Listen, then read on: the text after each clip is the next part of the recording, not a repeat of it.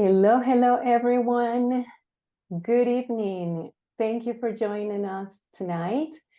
We are all the way here at SoHum Mountain Healing Resort in the beautiful Blue Ridge Mountains of North Carolina. And as you know, this is the Panchakarma Center that we opened back in April. And I am Sandy, your Ayurvedic Ambassador, and I'm here today with Eliot Steer. And we're going to be talking about mental health and how this mental health is so important when we're talking about the overall health of your well-being. And I see that we have a lot of people already signing in. So if you want, just put in the chat where you're dialing in from, so that way we can see all the different locations. And in the meantime, we are here comfortably joining this beautiful fire. And I would like for Eliot to actually introduce himself.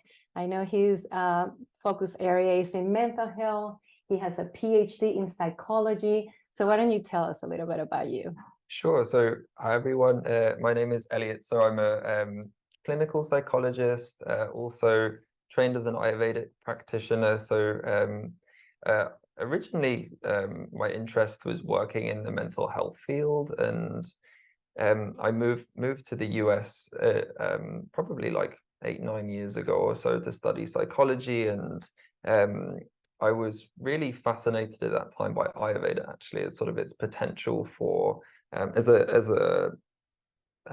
as a healing tradition for mental health. And so after that, I became aware of Dr. Lard's school and went to study with him in Albuquerque.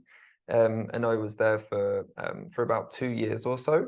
And then after that, I studied clinical psychology in the Bay Area and got my PhD in that, and did some research in the sort of intersection of psychology and Ayurveda, particularly looking at depression and mood disorders. And since then, I've come to Asheville to connect with the Institute and do some work with the SoHum Center and do some teaching at the Ayurvedic Institute as well. And I also have a private practice here in North Carolina as a clinical psychologist, where I integrate Ayurvedic medicine and like working with mental health. Nice, nice. And I was just actually having a conversation with him before we got started. And I was asking him, obviously, he fell in love with Ayurveda and that connection between Ayurveda and psychology. But perhaps we're getting him to fall in love with Asheville as well.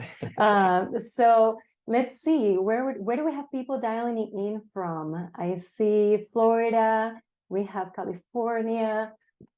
Let's see. Nice. London, thank you. I know it's late for you. Austin, Texas. Wow. Sydney, Australia. Oh my goodness. Thank you, everyone. It's really a pleasure to have you all in all these different time zones. This is going to be a really interesting topic that we're going to be addressing today. In the past, we have done this. We're doing this on a monthly basis, and we're selecting a different topic every month. So be on the lookout for those invitations as we send you emails talking about what those new topics are going to be. But today, we're specifically, because we have Eliot here, we're going to be focusing on mental health. Now, when we talk about Panchakarma in Ayurveda, we know that Ayurveda is the science of life. And from an Ayurveda perspective, is looking at the human being as in a holistic way, is the mind, the body, and the soul. Now, when people think sometimes about Panchakarma, they think about, coming into a retreat like this and focusing on the cleansing or detoxification of the body. But oftentimes not really paying attention at the importance of detoxifying also the mind, the emotions, the feelings, the thoughts. So why don't we start there? Like, how do we bring these two sciences together to be able to detoxify a human being in a holistic way? Right. Exactly. So, Ayurveda, the way it looks at the way we function and what does it mean to be healthy, right? There's a poem in Ayurveda that describes our state of health like being a stool with 3 legs. And so one leg is our body, one leg is our mind, the other leg being our soul. And if one leg is slightly imbalanced, that stool is going to become wobbly, and we're not going to feel like we're in a state of flow and in a state of health, essentially. And health being so that we can fully live according to our potential. And the way Ayurveda describes health is that when we're in that state of balance, we're able to live according to the 4 aims of life, which is dharma, you know, our purpose, what feels like is our calling in life, having artha, which is our like financial resources, stability, karma, which is the ability to find pleasure out of life, to enjoy relationships, to enjoy the our hobbies, our work, you know, all aspects of life. And then ultimately moksha, which is spiritual liberation, connection to a higher power, connection to our environment, to nature. And so these 3 legs have a lot of importance within Ayurvedic medicine. And so the way that Ayurveda talks about our mind and the way that it functions, it often uses this metaphor of our mind being like a chariot that's driven by 5 horses. And so this is used a lot in Ayurvedic counseling to describe this, that the chariot metaphor comes from the Bhagavad Gita. And so each one of these 5 horses represents our senses, and the person who's ultimately driving the chariot ideally is Lord Krishna, or our soul, essentially, and the one that's sort of directing our behavior and the way that we show up and the way that we live our life. And so ultimately the goal of like what is described as like mentally, like being mentally healthy in Ayurveda, is that innate connection to our soul, that state of awareness that's loving and compassionate and able to identify with all parts of ourselves, the thoughts and emotions that we like, as well as that are uncomfortable, with openness and love, and being able to fully digest and process all those experiences as they come.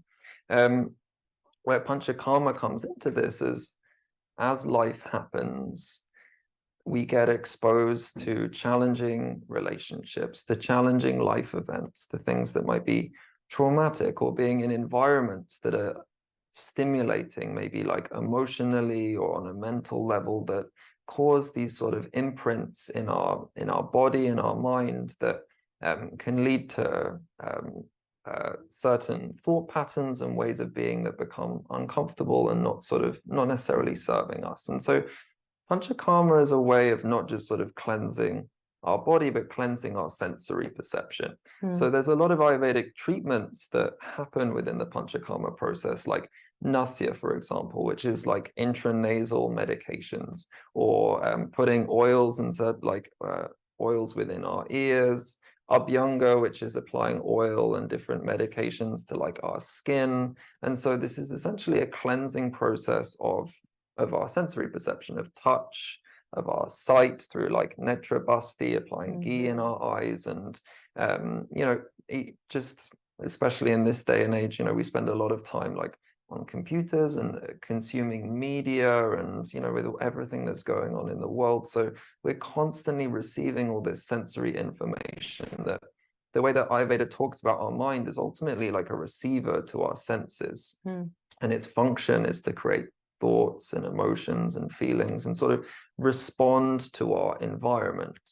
And so when we create an environment that's very sort of healing, which Panchakarma is essentially that, right? It's like creating an ideal environment for us to cleanse and to heal, which is, you know, everything. I mean, within the SoHum Center, even things like, you know, having sort of gentle, calming music playing, being in an environment where that's sort of quiet and where there isn't a lot of stimulation around, allows our mind to process different experiences that might have been happening.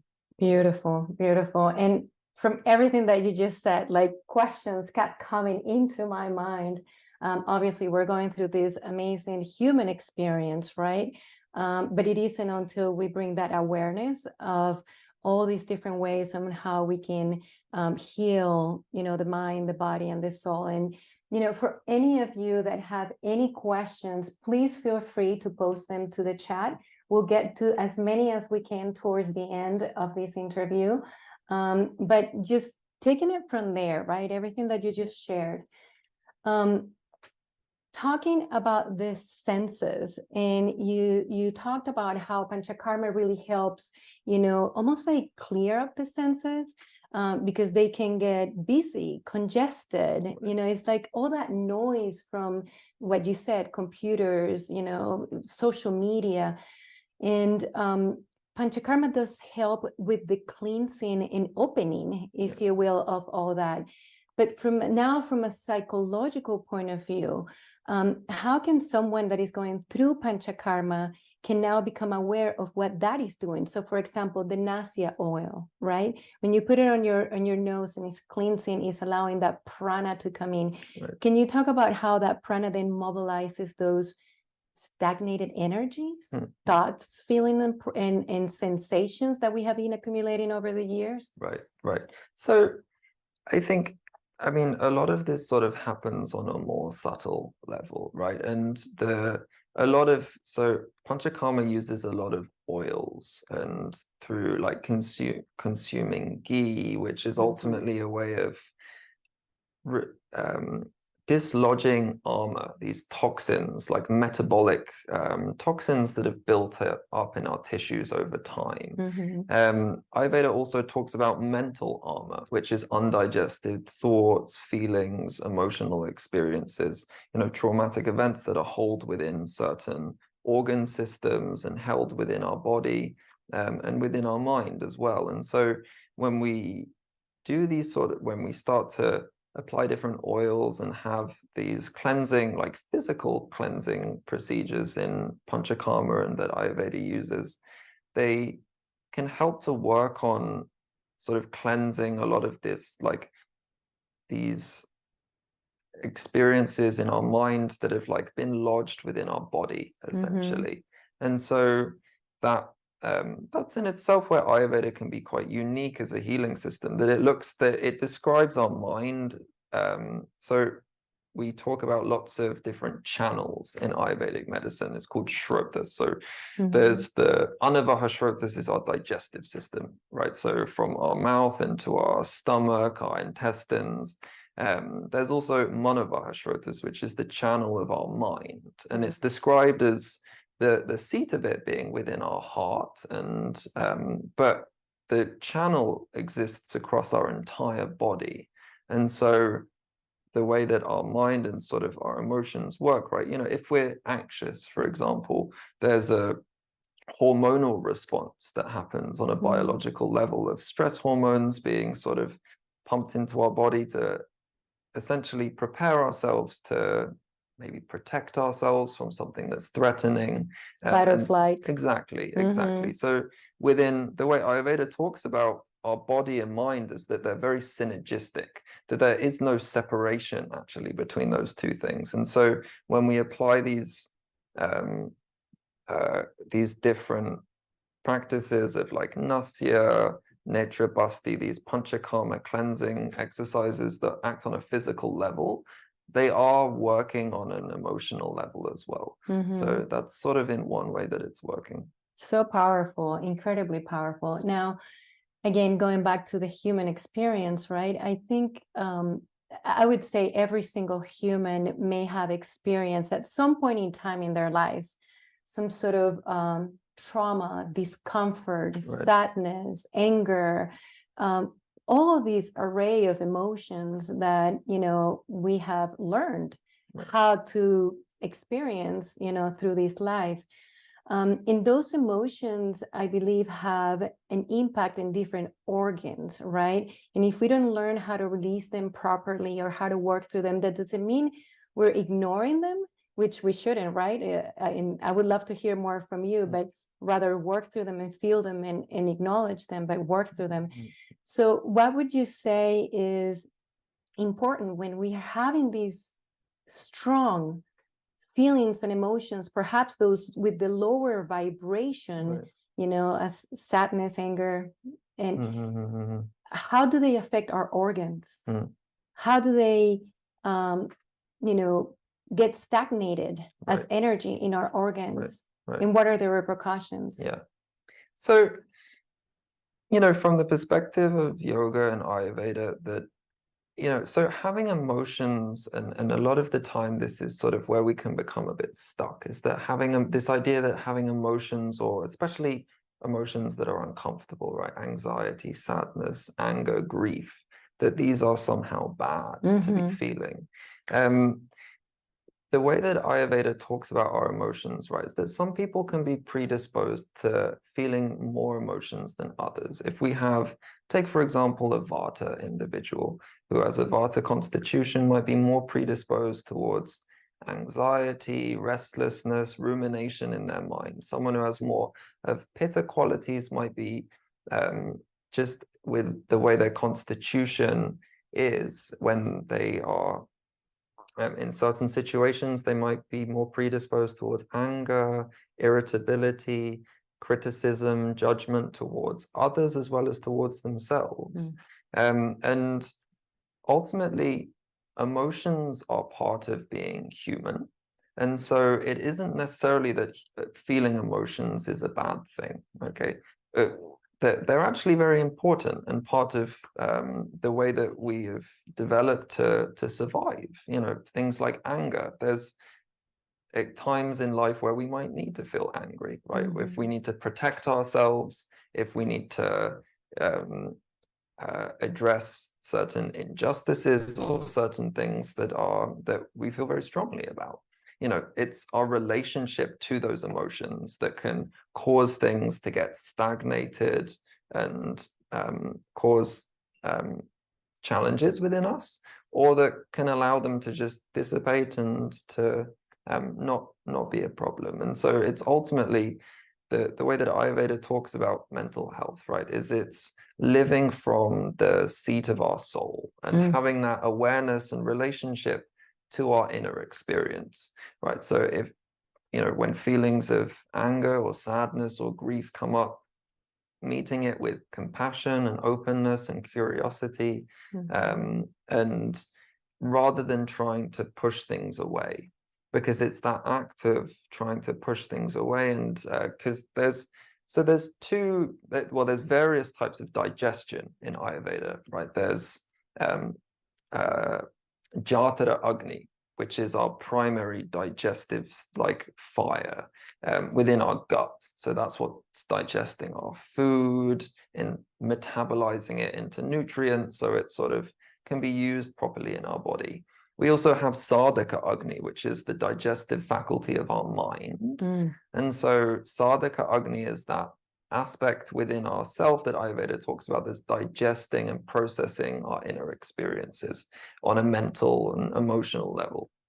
So the pathway that Ayurveda describes is that when Sadhaka Agni, when it's that sort of in a state of balance, is when we're ultimately living from our highest self, from that place of awareness, living from our soul, that's sort of meeting our inner experiences with love and compassion and openness, that allows that digestion to sort of fully take place. If we're approaching and meeting our emotional experiences or our thoughts with judgment, with dislike, with trying to push things away, then it can sort of snowball and we get sort of more attached to those experiences. That's sort of one aspect of how I talk about it. Nice. So again, it's not, just to repeat what you just said, it's not about suppressing, but rather to process. Exactly. Okay. Exactly. Yeah. And what it comes in, right? It's like, when we're not aware, we just allow things to just we just maybe don't even know how to process them. Right. So having an opportunity to come to a place like this, to have conversations, or even on a webinar like this one where you're learning about it, allows you to just work through it. And I guess that's the intent, right? To work through things. Yeah. Okay.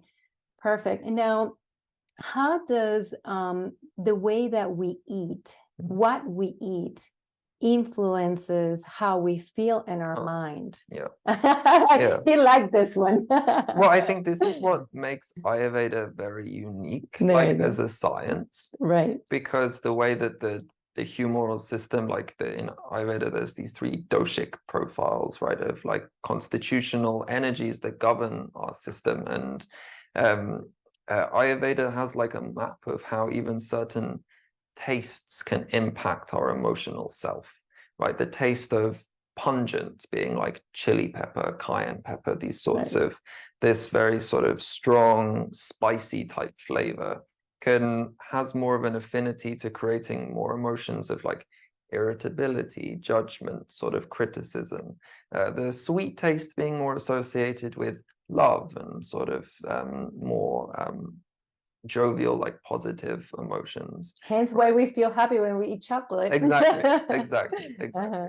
So on that level, you know, it describes like that food definitely has an impact on our emotions and the way we feel.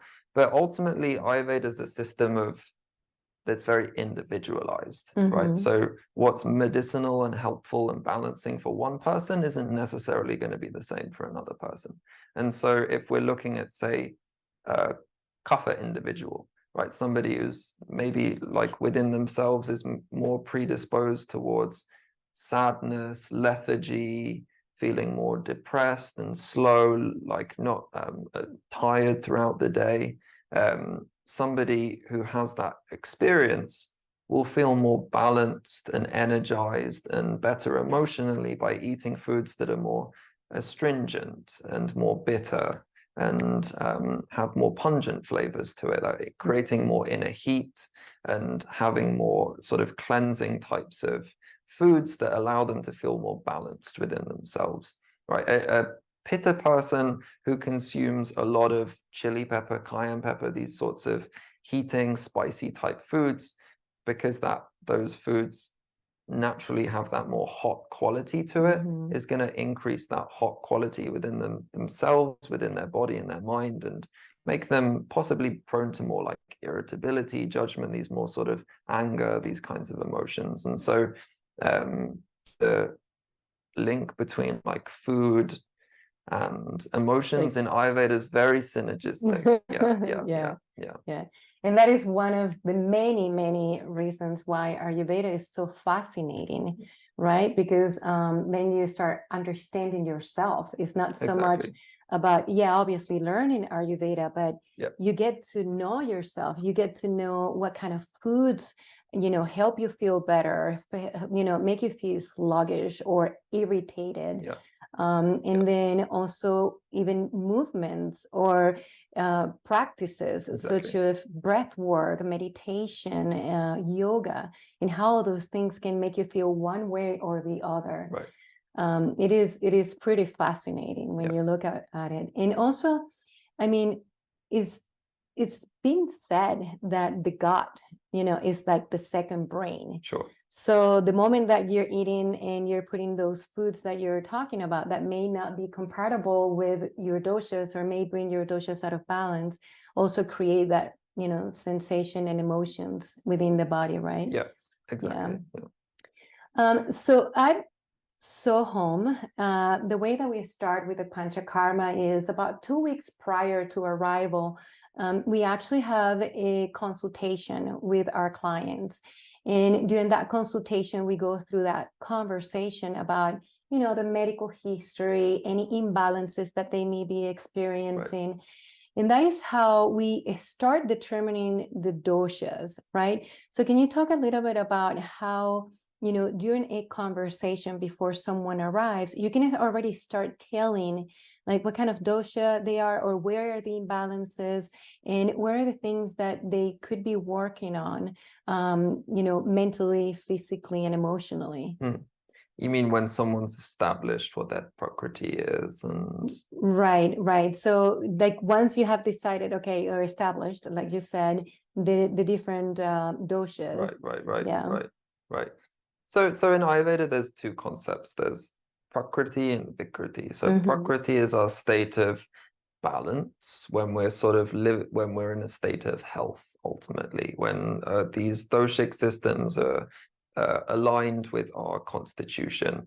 And then vikriti is when things start to go out of balance. And so in terms of what, we sort of want to look a bit at both in terms of ways that we can change our diet, change our lifestyle, sort of formulate our daily routine, and how we show up to the world so it's balancing for us physically, emotionally, and when we know our prakriti, that's a very powerful experience, because ultimately Ayurveda is a science of self-awareness, like you described. So when we know ourselves, when we know what foods, what kind of environment, what sort of lifestyle makes us feel healthy and makes us really thrive, then we can really change our life so that we are living a lot more sort of full, healthy, and balanced life. And so when we know those two things of like what doshic systems are out of balance and what our prakriti is, we're able to more like readjust the way that we're living so that we feel better emotionally, physically as well. Now, for those that don't know what the prakriti and vikriti are, prakriti is the one that you come to this world with when you're born. So these are your three doshas. When they're in balance, you're being born, coming to this world, everything is perfect. And then over time, obviously, with many things, there's many different factors that influence that, right? Such as what we eat, what we breathe, what we drink, also mentally, emotionally, what we consume, what we're exposed to. And that's what creates the vikriti, which is eventually the doshas where they are at this point in time. Is that accurate, would you say? Exactly. Okay. So when you come to do Panchakarma here, we actually give you both, right? We tell you what your vikriti and your prakriti are, so that way you can find that ideal state of balance or homeostasis, right? That's it. And that, that's where sort of, Ayurveda there's two main branches of treatment in Ayurveda. There's one that's called Shodhan and one that's called Shaman. And so Shodhana is more cleansing. So this is when we're eliminating these sort of built up doshas from our body. Shamana is more like palliative care. This is like more diet, lifestyle, using herbs like on a daily basis, our daily routine. And so both are very important sort of in the healing process. And so Panchakarma is more of a Shodhan kind of treatment, which is a lot of internal cleansing. It's more intensive and more quicker results in sort of the healing process. But the important part of knowing our prakriti, knowing our vikriti, and what the Ayurvedic practitioners really help to guide people towards is how to sort of make those changes in your life so that you're more balanced, so that these kinds of imbalances don't build up as quickly again. And so once people have finished Panchakarma here, there's a lot of guidance in terms of ways to alter your diet, your lifestyle, things to do once you've gone home to maintain that state of health. And so that's like almost the most critical part of it, right? Is that through this process of cleansing that you build more self-awareness so that you're able to maintain a state of health through yourself. Make it a lifestyle. Make it a lifestyle. Exactly. Change, for sure. Now, when we do Panchakarma, and I experienced this myself when I went to do a Panchakarma in India, but as you go through it, it's almost like you begin, and then as you're detoxifying, it's a full detoxification, a true detoxification of the mind, the body, and the soul.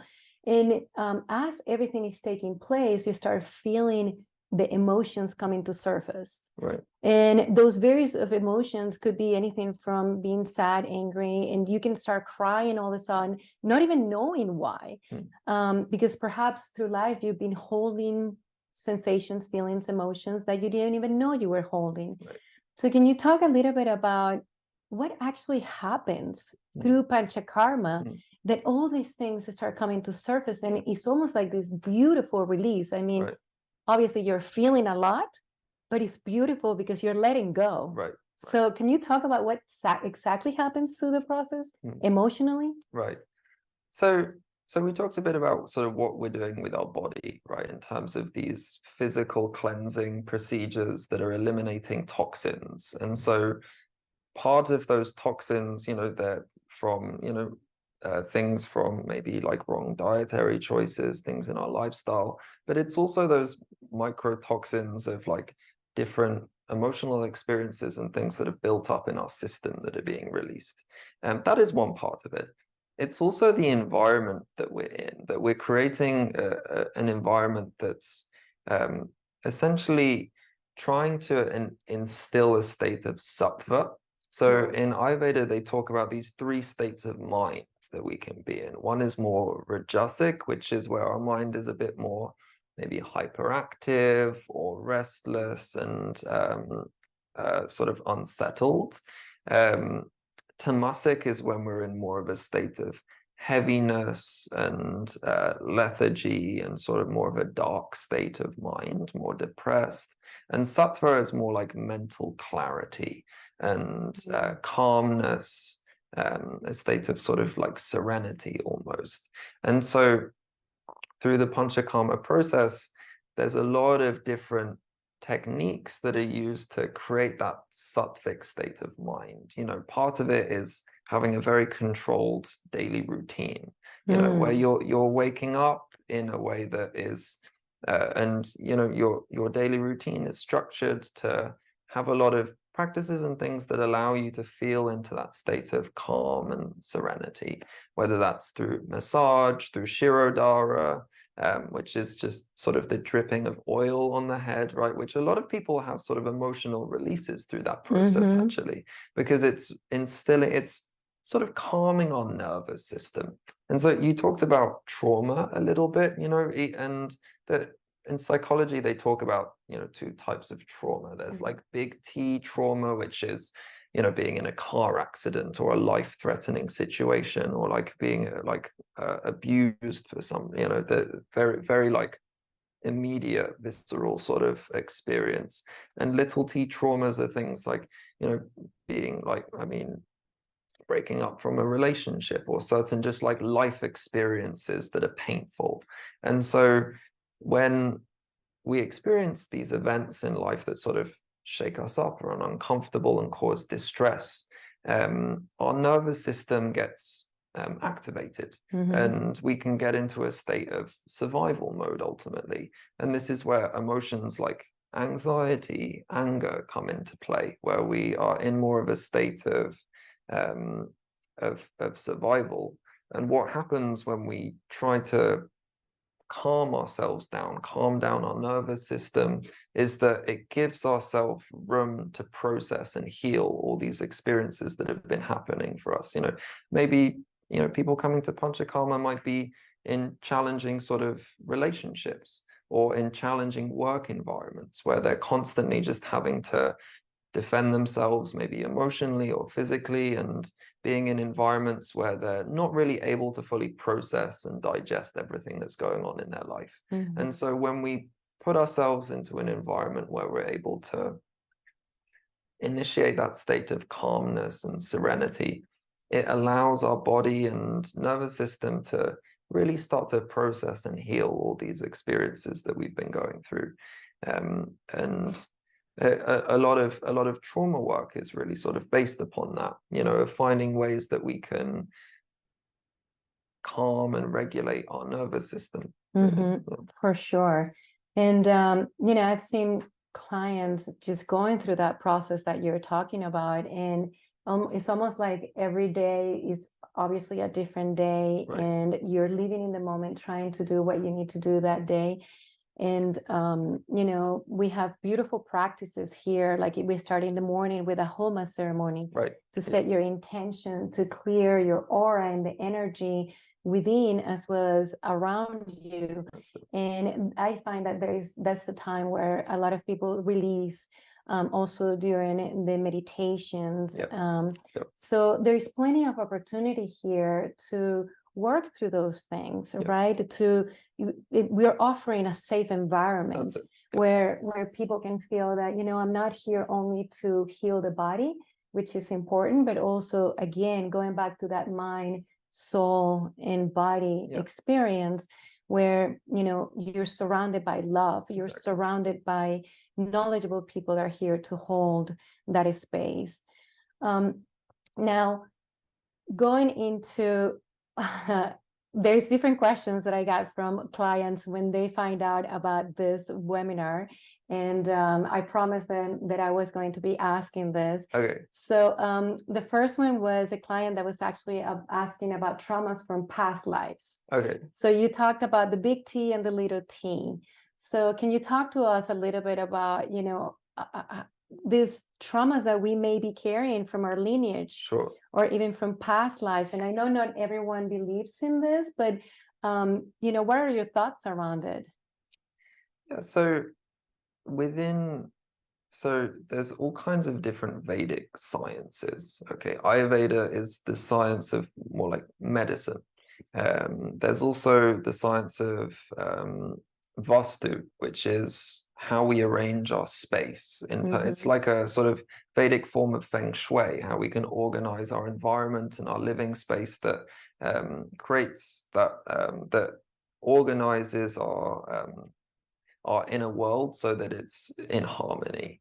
There's also, so Jyotish is another big part of the Vedic sciences, which looks a lot more in terms of how astrologically we are, you know, what phase of life we're in, what kind of karmic imprints we're working through, and different remedies and ways that we can work through those karmic patterns, you know, from maybe experiences, memories, certain events that have happened throughout our current life, as well as from the Vedic understanding of past life karmic patterns as well.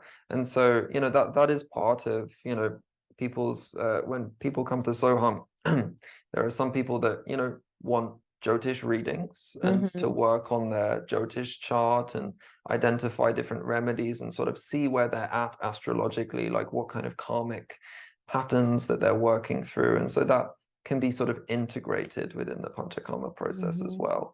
And let me just take a little break there. For the people that don't know what a Jyotish reading is your astrological chart. So in the West, we call it the astrological chart. And, you know, in the Vedic tradition is the Jyotish reading. So we do that here, and we read basically based on the stars and the planets where they were located at the time of birth and location of birth. Right. You know, it's almost like looking at your past, present, and future. So sorry, go on. I just wanted to make sure I clarify that for anyone that didn't know what that means. No, that's it. So, you know, when it comes to sort of working through these like past karmic experiences, you know, that's one tool that can be quite useful, and that's used a lot within sort of the traditional sort of Vedic sciences that, you know, Dr. Lard uses a lot, that is can be helpful with that. From more of a Panchakarma perspective, you know, I think it's all whether we have imprints or like whether we're trying to heal from things that have happened 1 year ago, 5 years ago, 20 years ago, you know, it's just that it doesn't necessarily matter, right, in terms of the time frame that we're looking at. It's more allowing ourselves to heal and giving ourselves an opportunity for that, you know. And so being in an environment where we're able to process our inner experiences, where we're able to be in a sattvic environment, where we're able to connect truly with our soul. And really, as we said, there's these 3 legs of health, and oftentimes what gets neglected in Western medicine and even like Western mental health is the spiritual aspect of our life. And so really can be finding ways to connect with that part of ourself is sort of what ultimately liberates us. And so the Panchakarma process can be part of what like helps with that. Yeah, I love what you just said, and that, you know, it's at the end of the day, if we're really focusing on the soul and the spirit, which is timeless, Exactly, right? And it's not time bound. It doesn't really matter where it came from if it is affecting us on the here and the now. Exactly. So it's how we work through it and we process it, as you said. What a beautiful thing. So then once you are here, now you are physically here also working with our clients. And for what I understand, you're here twice a week, Yes, Mondays and Thursdays. exactly. So can you walk us a little bit through, what are the things that you do when you're here? Mhm. Do you work with clients one-on-one? Do you do group settings? Right. What does that look like? Yeah, so on Mondays, as people arrive, we have a group session, which is essentially providing some educational material about Ayurvedic mental health and the sort of mental, like emotional cleansing process through Ayurveda. It's more of a support group and a way of exploring, possible reasons that people are coming for Panchakarma for more like emotional, mental, or spiritual reasons, and sort of creating the community with that sense, as well as providing just some information about the way that Ayurveda looks at our mind and sort of mental like cleansing on that level. And then after that, if people want to meet individually for counseling and to sort of explore things more on a one-on-one basis, then that is available as well. Okay, Yeah. I see. And there could be very specific type of practices that you can recommend to someone depending on what they're going through. But if we were to be more generic about, how can people work through emotions, are there any given practices that you can recommend that people should consider doing perhaps on a daily basis, weekly Sure. basis? Yeah, so I mean, within what sort of is most helpful for mental well-being, the practice of meditation is something that can become is a very powerful tool that we have. And ultimately, when we think about meditation, we have this image of a monk on a mountain in this blissful, with this beautiful sunset and like this person in this state of bliss. Yeah. And it's like, I can never do that, and so that is our thought when, for most people, when we think about the idea of like meditation.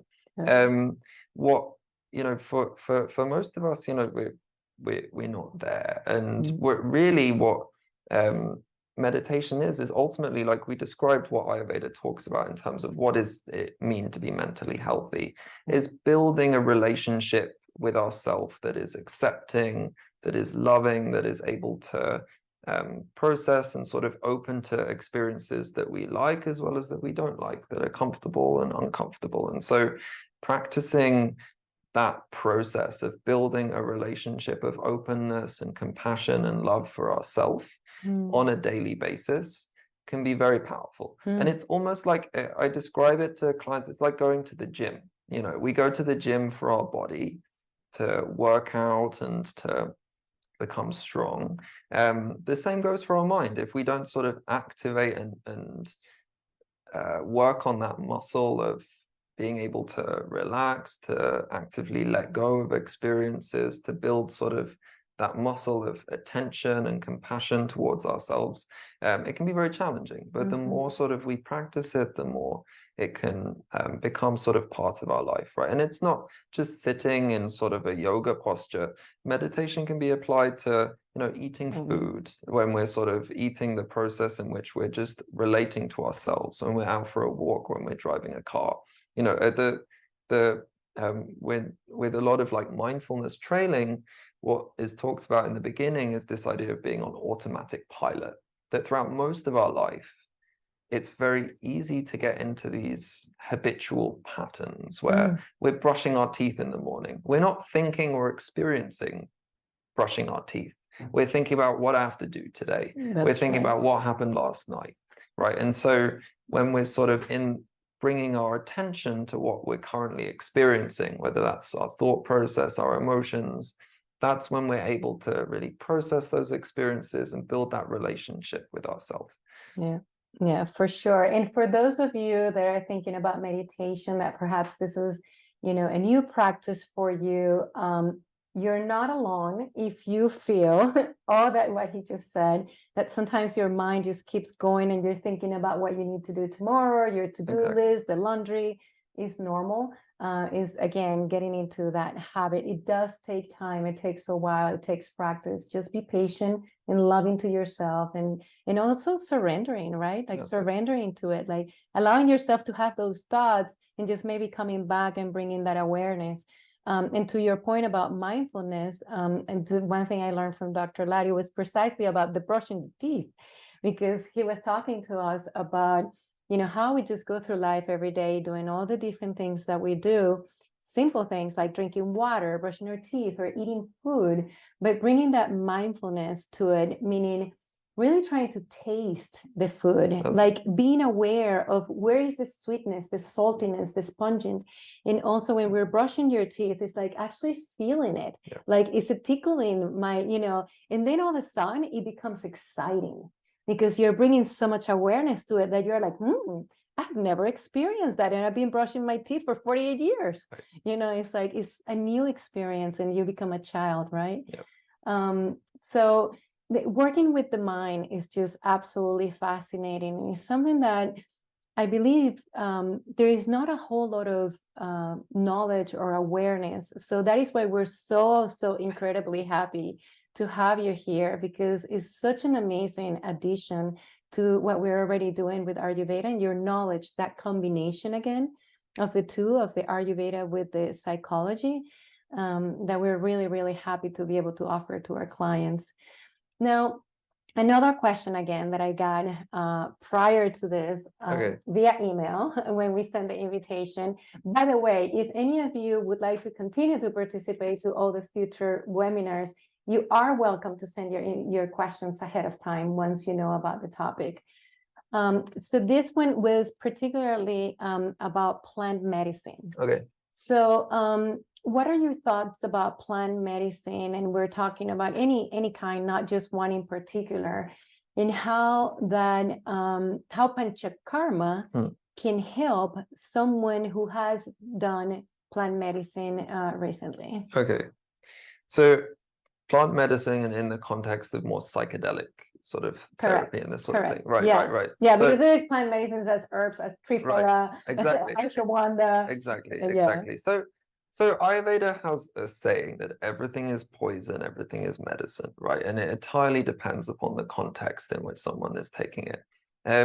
We know from a lot of, that there's a lot of indigenous communities that have really relied on a lot of psychoactive plants as a process for healing, as well as for connecting with their surroundings, with their environment, and to sort of higher sources as well.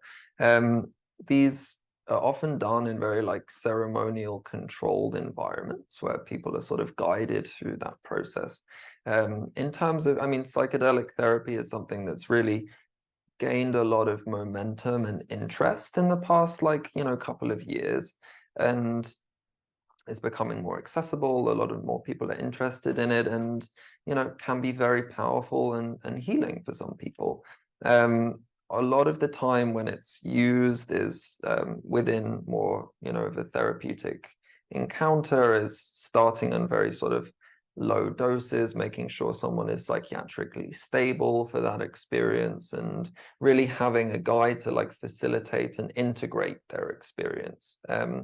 We also know from an Ayurvedic perspective that psychoactive substances are very vata-provoking. And so that means caffeine, cannabis, chocolate, psychedelics, any experience that any substance that has more of a psychoactive quality to it can be quite sort of destabilizing to our pranic field, and in some sense, more on a spiritual level can be, and mental level can be healing. And the practice of Ayurveda is, when it is a way of really sort of stabilizing ourselves in a lot of ways as well, and a lot of people, talk about this, that when people go through plant medicine experiences, that the experience itself can be very profound and sort of enlightening. But the question is always, how do I integrate that into my life? How do I change? And this comes a lot, especially with when psychedelic medicines are used in more medical settings, that they're looking mostly at the substance as the healing potential, rather than what it's changing within that person and what it's like bringing up. Because ultimately, you know, when you're confronted with aspects of yourself that you want to change, or you feel that you need to maybe change careers, or you need something in your life to be different, how do you do that? And so Ayurveda is really gives us a really beautiful map of how to live in harmony with our environment, how to heal ourselves like on a more daily basis, and how to really integrate experiences that we've gone through, you know, experiences that might be traumatic, that might be beautiful, you know, this sort of full spectrum. And so it's really I mean, Panchakarma and the Ayurvedic medical system in general, I think, has a lot of tools to offer in terms of integrating certain experiences like that. Beautiful. And since you use the word integration, because I know that's used a lot within the plant medicine, but one thing that we added then to our Panchakarma is that integration piece. And you actually talked about it at the very beginning of the webinar, like how important it is to now take these practices and integrate them into your daily life. So it become more of a lifestyle change, as opposed to like this one time, you know, 7-day retreat, but rather like, how do I implement all this? So for the people that do come and experience Panchakarma and healing of the whole process, you know, what are some of the things that you think or you recommend to clients to then continue doing when they go back home? So they can take that lesson learned and they can continue to, you know, progress on their healing journey. So, you know, a lot of what sort of the Panchakarma is like creating an ideal environment in terms of our daily routine, what kind of environment we're in. And so it's a matter of finding these little, you know, depending, and the answer in Ayurveda is always, it's going to depend on the person, right? Depending on what your constitution is, what sort of imbalances that you're working through. And so the nice thing about, you know, coming to Panchakarma is that you're working with a practitioner who can really identify specifically for you what is going to be therapeutic and healing, and help you to really achieve, you know, your goals in terms of what you want for yourself and your own healing journey. And so that's what's very special about Ayurveda, is it really looks at each person in particular, you know, and it's like in terms of your lifestyle, in terms of your diet, in terms of the, you know, your spirituality, what feels like is going to be like the most healing for you. And so that is really part of the Panchakarma process, is like the post PK integration aspect of bringing in, you know, these recommendations that you can sort of continue throughout your life, basically. Yeah. And again, it's a journey, right? Life is a journey. It's not a destination. So making sure that we continue that healing journey throughout. So we're getting here towards the end of the interview, and I want to make sure that we address some questions. So I'm going to grab my computer here. If you have any questions, please feel free to type them into the chat so I can ask Eliot. And let me just scroll all the way. So thank you so much for the exposure. It is welcome and appreciated. I live just down the mountain from SoHum Resort. Is there any way that you can send out a list of participants on the list that I might have an opportunity to connect? Okay. Yeah. So talking about mindfulness, personal growth, and spirituality, sure. We'll take a look at it. We will also pull out all these questions, and whatever we don't get to, we will for sure try to address them via email as well.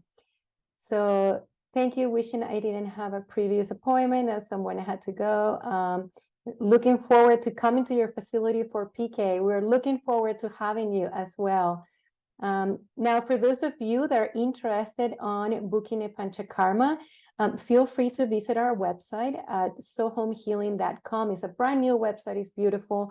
And then you can request a call. And also you can submit a form, so that way we can look at contacting you to help you with your booking. I feel my karma is very cyclic. How do I break the cycle? Great question. And this was Namrata. Right. So that's a big piece of Ayurveda, right? Is that we're looking at different patterns within our life, whether that's things that are happening in our body, on an emotional level, on our thought process, and understanding it from like the way our constitution works, right? If somebody is more Pitta predominant, they might have cycles of like self-criticism or like the self-doubt and these kinds of things. And so being able to really work and I understand the way that our own constitution works is one way that we're able to reharmonize our life so that it's more in balance. And so that's one part of it. So hopefully that answered that question. And we are getting here to the end. So if you do have any other questions, please feel free to submit them to us via email. We're happy to answer any questions that you have. And now, again, for those of you that are wishing to book a Panchakarma, we actually have an incredible promotion right now, $700 off for the entire week. We're almost completely booked until the end of the year. So there's only a few spots left available. So feel free to reach out. I'll personally be taking care of you and helping you book your Panchakarma. And you will get the opportunity to meet Eliot, where he will be able to help you even further with not only any questions, but work through those feelings, emotions, sensations that we as humans are meant to be feeling. Right? So thank you so much, Eliot. I really, really appreciate the time. We are delighted to have you here at SoHum. And thank you, everyone, for participating again. Be on the lookout for the next email where we will be talking or letting you know about the next topics that we will be talking about. Until then, namaste.